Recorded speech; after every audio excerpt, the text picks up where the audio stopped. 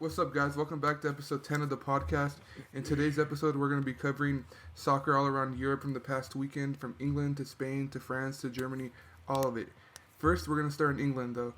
Everton 5, West Brom 2. Ethan, what were your thoughts on this game? Everton, man, they're looking really good in this one. We get a hat trick from DCL up top. Um, he's looking pretty scary up there too with this nice front three He is. and with this midfield that they got over at Everton now. And I love seeing James Rodriguez in the Prem in England now.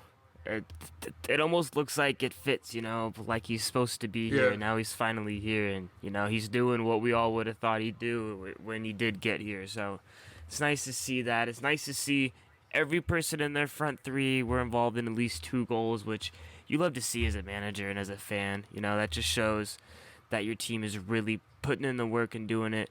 So how good, after this performance against West Brom, I know it's West Brom, but how good is Everton looking to you, Nick? I think they're really good. They have a really good midfield, Allen and Dewanker, or however you say his name.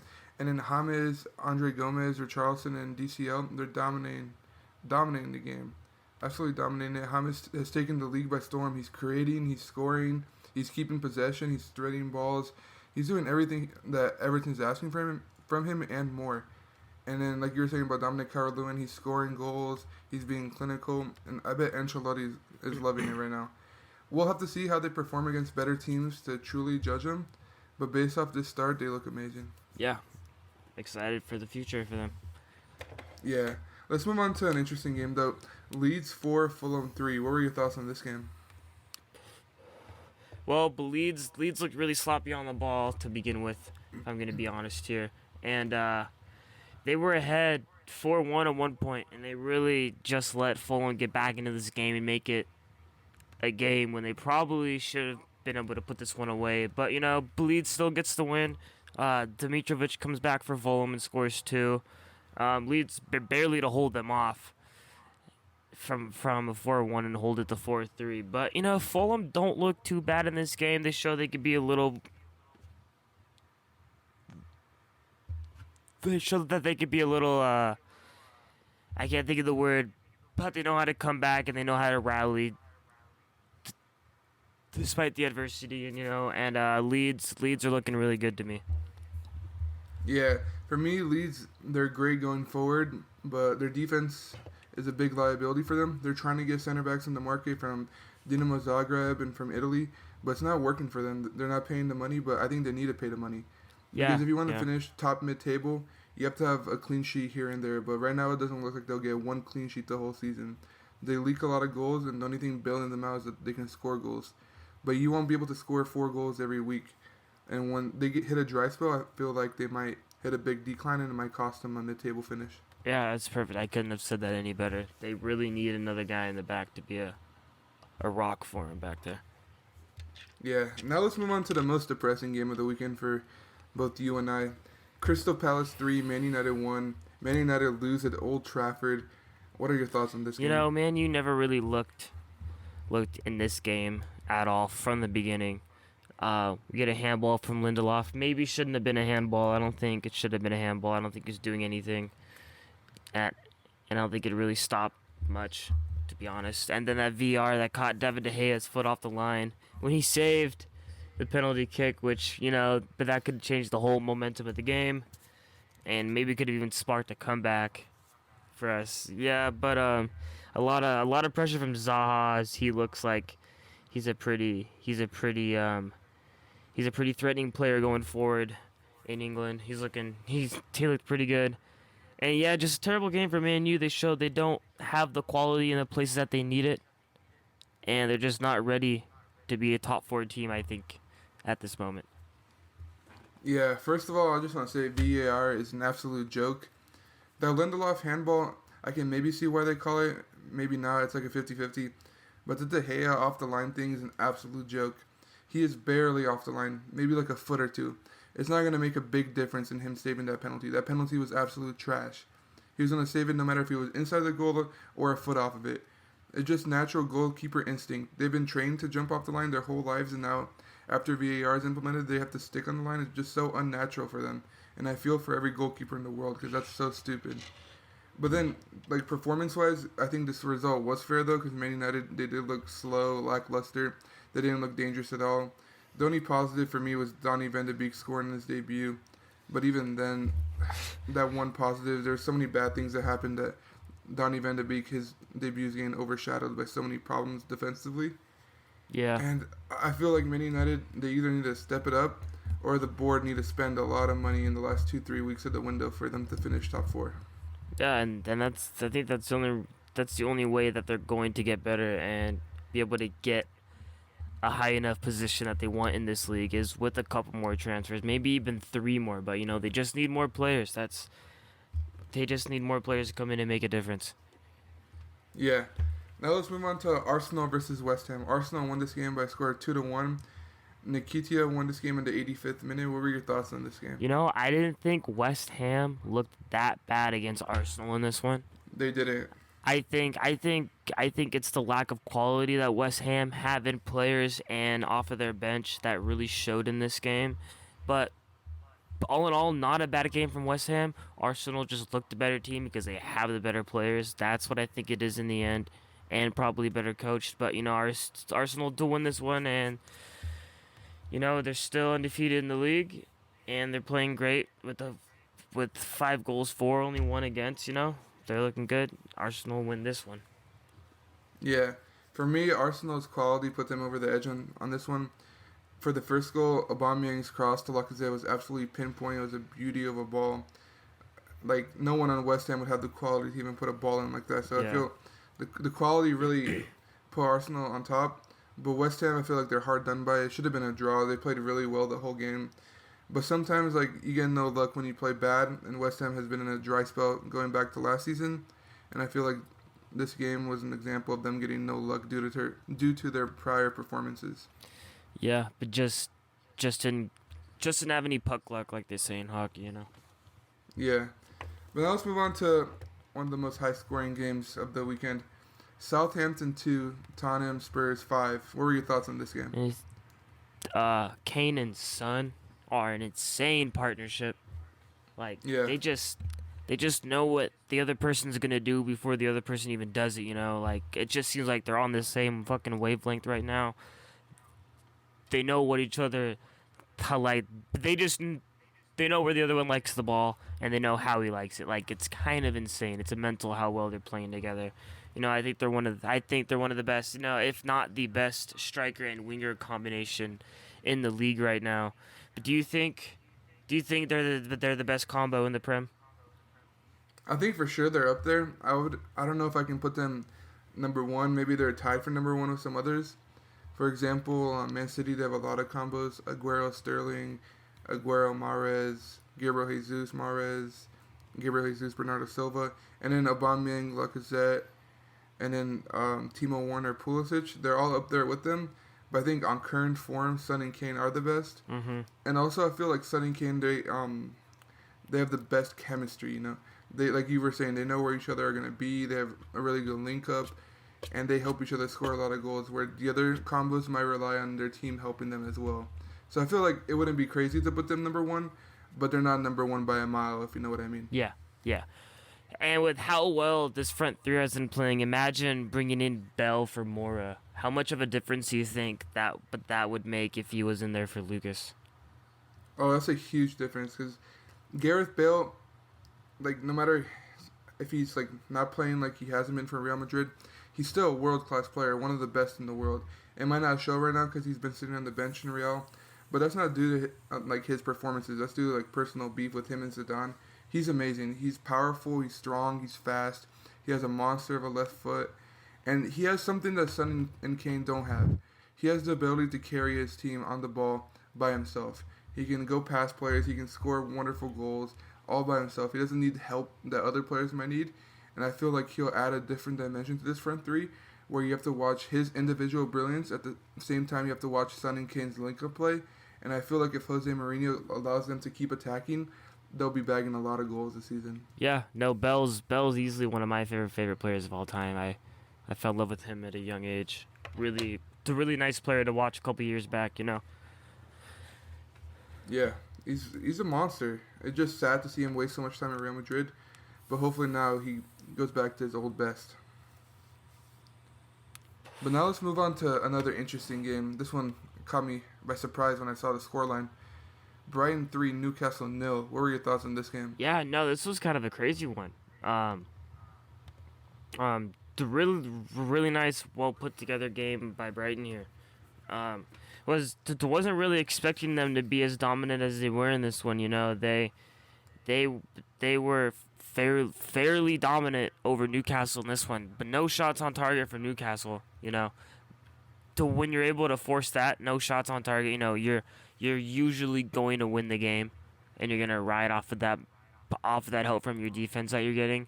But great game up top from Neil Maupay. 2 goals and an assist. You know, Brighton are looking good. They're 1-1 so far. A win and a loss in their first 2 weeks. A good 3-goal game, and their defense really showed out in this one. Yeah, I feel like if Brighton can keep keeping clean sheets against these mid-table to lower-table teams, they'll secure their spot in the Premier League for next season. I was surprised by their defense. Last year, they were leaking a lot of goals, and now seeing this clean sheet really caught me off guard, like I said earlier. It's not something you expect Brighton to get a clean sheet against anyone.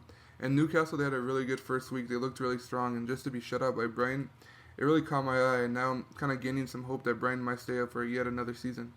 Yeah, no, I would love to see them. I would love to be able to see them stay up, and they look like they're capable of it with how they played this week. Yeah. Now let's move on to our game of the week. Mostly everyone's game of the week. Liverpool 2, Chelsea nil. What were your thoughts on this one? You know, this just to once again it just shows that Chelsea isn't up to par with Liverpool. You know, I don't think any team is at the moment in England, but this game just kind of confirms it. How good Mane is, bro. Yeah. Is he better than Salah? Do you think he's better than Salah? I think Salah will always have better stats, Yeah. but I feel like Mane, you trust him more in the bigger games against the bigger teams. Yeah, agreed. And yeah, great game for Liverpool. They looked like they had control of this game from the very beginning. Great passing in the midfield. Great possession play, able to hold on to the ball easily. Looked like a very, very simple and easy game for them there. A lot of fans are saying that that Kai Havertz is a flop already after 2 games. You know, I think that's a bit unfair. He's playing that. I feel like that's stupid. He's still playing that right wing position that, you know, he's not supposed to be playing. That's for Ziyech when he comes back. But, you know, you gotta do what you gotta do. And where you're put, you know, and he hasn't been playing the best. But, you know, it's always hard to find your foot in England. A lot of players have had some trouble with that. But you can't be calling him a flop, though. He's not a flop. He's a great player. He just needs to find his footing in England, and if England's not a spot, then he'll surely find his way out. Yeah, he's a number 10. They bought him. They paid all that money for him to be a number 10. Unfortunately, Pulisic and Ziyech are both hurt, so Mason Mount and Havertz have to take the wing positions. It's really unfortunate for both of them because they're both cams, and it's kind of a way different play style. Like, for those of you who never play soccer, being in the midfield attacking, you don't have to run as much, you don't have to track back as much. But when you're on the wing, you have to really use your pace. And these center attacking mids, most of them lack pace, so it's probably really awkward for him in a fast and physical league like England. So I just feel like once he settles in his cam position, he'll be back to what we know he's been in the Bundesliga, and he'll be helping Chelsea perform better. But right now with their injuries, it's just hard. Yeah, and he has to be playing on the side that Mane is on the wing on, so that doesn't make it any easier for him out there. Yeah, he got thrown into the deep water in this one. Yeah, tough. But let's talk about 2 players here who, in my opinion, shouldn't have a future at Chelsea, but they do for some reason. Christensen, stupid red card. That red card gave Liverpool the game, if we're being honest. Yeah. And then Kepa. He passes the ball to Mane at the 6-yard box. Mane tucks it into the open goal. You can't be doing that. At this, I just feel bad for him at this point. He's so bad, I feel bad for him. Yeah, dude, it's insane. It's insane how much he's dropped off. You know, like he was insane. Like he was insane, but not enough people knew about him before he moved to Chelsea. He was crazy in Spain. He was really good. He comes over here, you know. plays worse than a keeper in a fucking Sunday league. You know, like I Yeah. don't know what's going on with him back there. It's like the Phil Jones of goalkeeping, man. I don't. Do you think it's mental? Do you think it's too much pressure for him? The lights are too bright for him? I think he might not have what it takes to play under all this pressure, even though there's no fans, which I feel like could take some of the pressure off. But like still, playing for a team like Chelsea in a league like England, I maybe just he doesn't. He's not able to. He can't take the pressure. I think that's got to be the answer, because I don't know what else could be. Once Chelsea secures the signing of Edouard Mendy, do you think Mendy goes right into goal, or do you think they fight for the starting spot? You know, I think Kepa's gonna get a chance or two, because they said before the season started that he's who they are going to be having as their keeper this season. You know, they said we trust him, we back him, and everything. So they definitely give him 2 or 3 more starts. But you know, he's gonna really be on a short leash, and it's just gonna make the team look bad if they go back on what they said, and then he ends up being as bad as he was last season this season. So I think he's got 2-3 games left. He's really got to shine though, if he wants to keep that spot. Yeah. Yeah, and to be honest, like, we always be making fun of him, but I truly feel bad for him. There's something mental there with me. Something's wrong with his mentality, too much pressure. He's probably embarrassed the way he's playing and just making him play worse. I hope he figures it out because he's a great talent. He just needs to step it up somehow. And I think a lone move away might really help him here. Yeah, a loan might be the best down to a lower league, you know, just to get his confidence back. I have no idea what's going on with him. Mystery guy here. Let's move on to another high-scoring game, though. Leicester 4, Burnley 2. What were your thoughts on this game? You know, just another classic Leicester game. You know, it's not always going to be easy to play Burnley. You know, they got a pretty strong defense in the back. But, Leicester looked great. Harvey Barnes with the goal and to end an assist, but no goal for Vardy today. But that's fine. He had 2 in the last game, so he's still on pace for 1 a game. But Leicester looked dominant over Burnley in this one, but Burnley didn't look that bad either. Just a really high-paced, frantic game. Everyone able to get chances. Maybe not the best passing for Burnley in this one, you know, but they're still able to get their chances, still able to get their big chances and get their shots on target.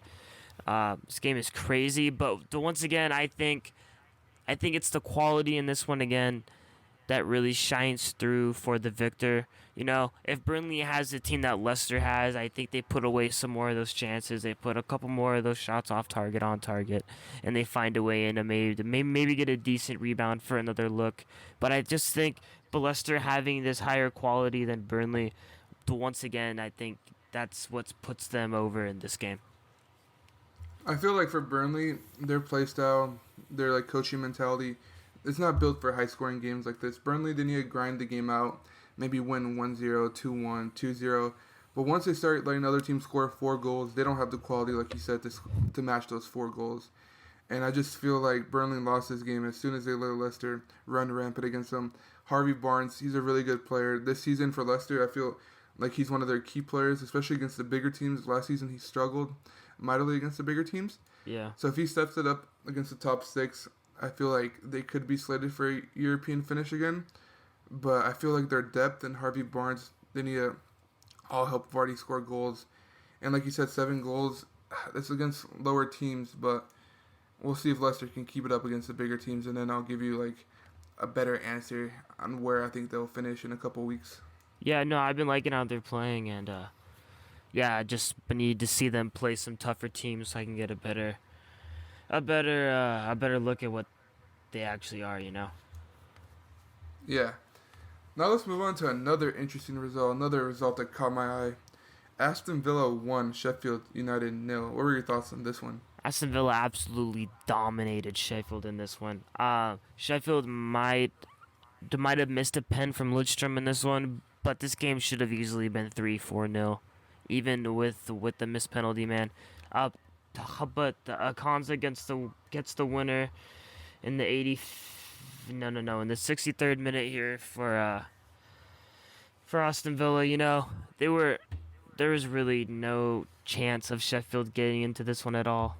Just didn't have anything going for them. And Sheffield, you know, this game, kind of would scare me as a fan. The start of this season would kind of scare me as a fan, maybe because you go in pretty confident because of how you finished last year, and now you lose 1-0 and get absolutely embarrassed by Aston Villa, play wise, not score wise, and then you lose your first game 2-0. Um, Aston Villa's looking kind of good now. I'm kind of scared from watching Yeah. that game because but going into that game, I think maybe Sheffield is the better team. I expect Sheffield to win this one low key against them, but they don't. And Aston Villa is looking like maybe a 15th, 14th this year. Who knows? Yeah, this game really caught my eye because Sheffield United, like you said, last season they finished really good. They were high mid-table. But this is a game you need to win. You need to win this game if you want to finish high mid-table again. You can't lose to Aston Villa, who a lot of people have getting relegated this year. It's just embarrassing. I believe Sheffield suffered an early red card, which kind of killed the game for them. But you can't be suffering early red cards in key games like this. You got to win this game. This is the game that separates you. Like, these 3 points at the end of the season might separate you from relegation. Like, even though the season's just started, it's still not too early to think about that. 3 points right now is the same as 3 points later. You need to capitalize on it. You can't let it slip. And I feel like this game might be a game we look back in May saying that it cost Sheffield its BPL reign. Yeah, no, but that could definitely. Yeah. But that could Let's move on. definitely hurt him here. Yeah, let's move on to another game of the week, in my opinion. Man City 3, Wolverhampton 1. What were your thoughts on this game? But this was a game full of chances. Both of these teams are able to get the ball forward. They were able to get it on. They were able to get the ball on goal. I just once again, how this front four is really good for Manchester City. Like, they all were involved in a goal. Kevin De Bruyne, the maestro in the midfield, man, he's looking as good as he has been ever in England. He's still performing at an all-time high.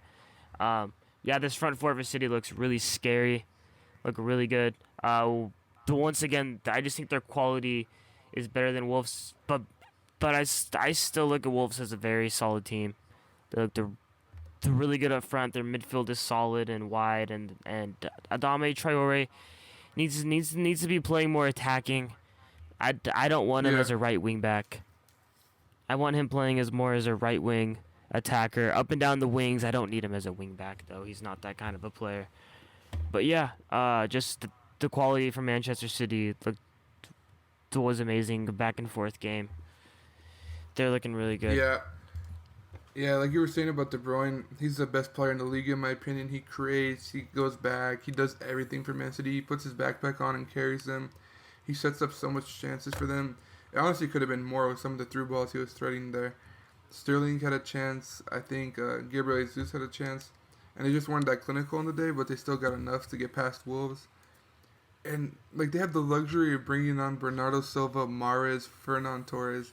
That depth up front is crazy. And then when Aguero comes back too, City's crazy good. And that's a big reason why I feel like they're on their revenge campaign to get the Premier League back. I do feel like this is a title-winning side. They have everything they need.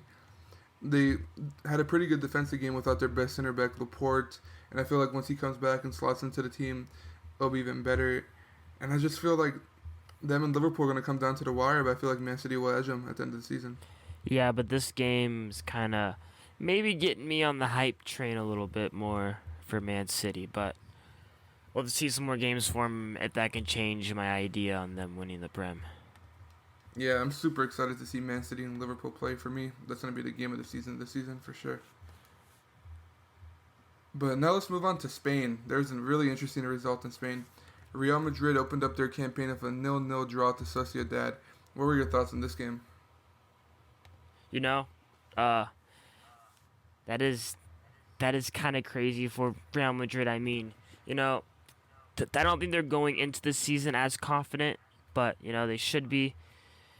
But they put out a lineup, that looked decent. They finally have Odegaard starting, which is really interesting to see. I love Odegaard. I've always liked him. I've always thought he would turn out to be something. I just really hope he makes it happen. But they look pretty dominant in this one over them. They're able to get their shots on, but not able to get it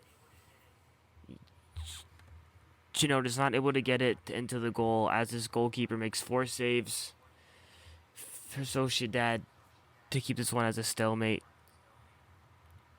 Gotta kind Yeah, of let me win. ask. You gotta kind of win this one if you're Real Madrid, though, in my opinion. Yeah, same. Let me ask you this question though. Vinicius Jr. and Rodrigo started in the wings, the young Brazilians. Are they good enough to be starting week in, week out at this stage of their career? I think they just need to get that confidence and just a little bit the more that front three chemistry. I think a big thing with teams is the front three chemistry. It's not always about that quality you have to have out there. It's about how they play together and if their play styles kind of fit with each other. And I think that they just need a couple games or a couple weeks to play together, and then they'll be fine. I think they're good enough to play up forward. I think it's a good look for them too. They're youthful. They're energetic. They're good on ball. And then you got your striker in Benzema, who's this veteran. He's amazing on ball. He's got good ball control. He could pass pretty well for a number 9 as well, and he's got a rocket on him. So I think they complement each other nice. It just takes a little bit of gelling. Yeah, when Hazard gets back to full fitness, who do you think he replaces? Oh, that's gonna be really. I think they're playing for their jobs right now. I think from the next couple games we see, it's really just gonna be based on how they play and how they're able to work up front with Benzema. I think it's all around Benzema because he's not going out for anyone. So it's whoever works the Yeah, best with Benzema is who's gonna stay in there when Hazard's back. yeah, it'll be interesting to keep an eye on Real Madrid, see if they look flat in their title defense the whole season, or if they kick back into gear next week. But now let's move on to France real quick. PSG, they're finally getting their form back after their horrible start. They beat Nice by a score of 3-0. Mbappe, Di Maria, Marquinhos all on the score sheet. What were your thoughts on this game? It's nice. It's nice to see PSG back to playing how we're used to seeing them play. Um, this game was still full of a lot of chances. Maybe they weren't the best in the midfield as they wanted to, but they're looking really good on the attack. But they're just allowing a lot of attacks on them.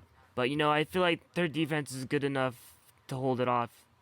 And they have a really good defense in the back, and I love their goalkeeper in Navas. Um, I like seeing PSG play better, and I expect them to win the league again this year, even with already 2 losses under their belt. But PSG's back, boys.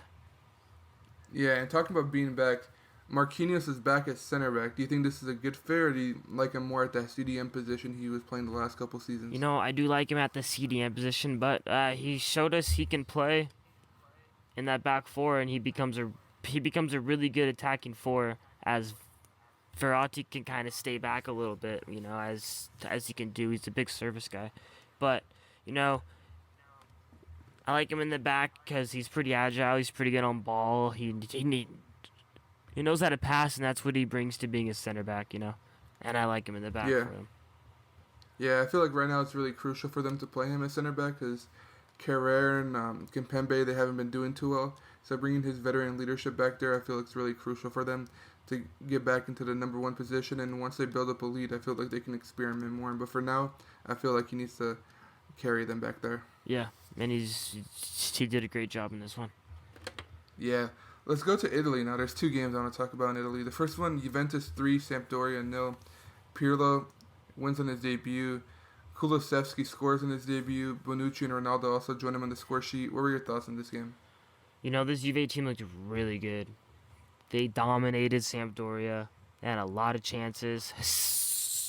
There's also a lot of chances for Sampdoria in this one as well. So maybe this defense for Juve isn't looking that great.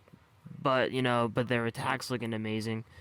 They got a lot of shots inside the box, and that's what you get with a player like Ronaldo. That's what happens. The Weston McKennie looked amazing in this midfield. It's great to see an American play great in a side as good as this one is, And Juve look really solid in this one. I expect them to do great in the league and continue to do good. Yeah, just solid game by Juve. Yeah, Pirlo brought this sexy style to them. They attacked so good. At some points, it looked like they only had 2 in the back with Bonucci and Chiellini. Danilo always joined the attack, even though he was a center back. It was amazing to watch. It was really high-paced. A lot of passes, a lot of quick turns, a lot of cuts into the box, a lot of crosses. Everything was so fun to watch. Ronaldo could have arguably had a hat trick. He wasn't really sharp when it comes to finishing, but I feel like as he plays more, he'll be scoring hat tricks in games like this for sure. And also, there's a lot of speculation that Morata is coming in on loan from Atletico Madrid and Dzeko is coming in on a permanent deal from Roma. How would these transfers impact Juventus this season, in your opinion? I think Juventus is only slated to get better. You know, Yeah, they're a really solid team, and I could see them. I could kind of see them making a run at the UCL this year. I could see them. I think. I think if all of the rest of these transfers, all of them go as planned, I think they're up there with my favorites to win Europe this year. yeah. The Champions League, there's so many good teams this year. It'll be a really fun competition to watch. But now let's move on to the second game in Italy I was talking about. AC Milan 2, Bologna 0. Zlatan gets a brace. This guy is crazy. What are your thoughts? I love seeing Zlatan score. Probably my third or second favorite player of all time. But yeah, he's still got it. I'm glad he's back from the MLS. He did his stuff there, and now he's back in Europe, still banging in goals, still gonna do his thing. He still's got that good hold up play. Um, AC Milan was all over him in this one. Great game. They're able to defend and hold him off. But yeah, just you gotta take away that Ibra still got it, and he's just gonna bring so much to this AC Milan side, and could really help them get higher up in that league finish this season. Do you think he can get them into a Champions League spot, top 4? I hope so. I really want him to, because I feel like if he can bring them into the Champions League next season, he's gonna stay. Yeah. But if he can't, like, what's the point? Because a player like him, you really, at that age, I'd really only be in it for winning a UCL, and I'm pretty sure that's why he's only in it, because he still wants to win something, because he knows he still has it. Imagine the storylines. Zlatan brings AC Milan back to Champions League glory. Bro, it would be insane. That would be amazing. Seeing him on a Champions League Tuesday or Wednesday again, it would like bring me goosebumps. I would love to see the newspapers if they won the Champions League next season. I would love to see it. Yeah, I just hope Zlatan wins the Champions League at AC Milan. Is so unrealistic. Yeah. So maybe he might have to move, but I just want him to win a Champions League. I think he has 2-3 years left in his career. I want him to win one so bad, just for his legacy. That's pretty much the one thing he needs. It will be amazing to see that. Yeah, and I feel like as this AC Milan board, you gotta go hard now. Like I feel like you gotta go in, you gotta get all the signings you can, everyone you want to get. You gotta spend the money now, because it's all just gonna get you more money in the end. Just getting all these players with Ibra. You're already fucking selling kits with Ibra, because you got the old Ibra Milan kits, and now he's back, so you're going to have the new ones, so everyone's going to want a fucking Zlatan Milan shirt. I mean, I want to fucking get one myself, dude. But, that's going to make you so much money, and getting more players in, it's all about it's all about your season ticket sales, which that doesn't even fucking matter this year, but for next season, hopefully, it's all about that and your jersey sales, and that's what they're getting out of this, so they need to put money back into the club and improve this team and get Zlatan into the Champions League. That's where he needs to be. Yeah, I really hope we see it happen. But to finish today's episode, let's go on to Germany real quick, into the Bundesliga. Bayern, oh my god, they look amazing again. They beat Schalke by a score of 8-0. Gnabry scored a hat trick. Sané scores in his debut. Lewandowski buried one, of course. What were your thoughts on this game? Yeah, but this is still the best team in the world. I mean, obviously, from seeing this performance, they're obviously the best team in the world. Hat trick from Gnabry. You kidding me? Everyone in this front four was involved in at least 2 goals. That's insane. Everyone in this midfield, everyone in their outside 6, besides their defenders, everyone was involved in a goal. Are you kidding me? That is crazy. Bro, this team is insane. This team is unreal. Best team in the world. If they stay healthy this year, they're winning Champions League again. I don't see any team even coming close to this, bro. They have a team on their bench that's not even that far off from their starting team. It's insane. Yeah, It's and there was insane. no Alfonso Davies for them this game either, and they still scored 8 goals. It's crazy. Their depth is crazy. Every team in the world should strive to have this depth. If someone gets hurt, they just slot someone in. There's no drop off. It's crazy. 8 goals against Schalke, who's not even a bad team. Yeah. They're always up in the top mid table of the Bundesliga, sometimes even top four. It just domination. And talking about domination, Bayern's gonna dominate Europe again. They're so overpowered. They're just gonna win a bunch of trophies, probably win the Champions League, like you said. And this is a dynasty. We're watching a dynasty right in front of our eyes. Yeah, and I just hope their board and their management doesn't fuck it up. Like I know Manchester United would fuck it up and has fucked Yeah, it up. So just have faith in your management, and I hope they don't fuck it up. I really want to see this happen, bro. They're gonna be insane.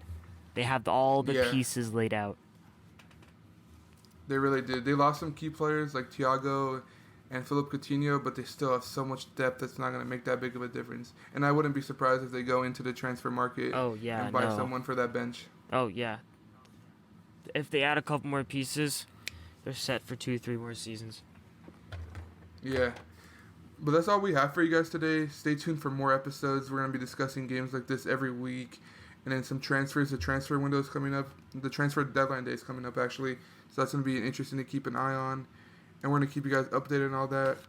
Stay safe. Peace. See ya.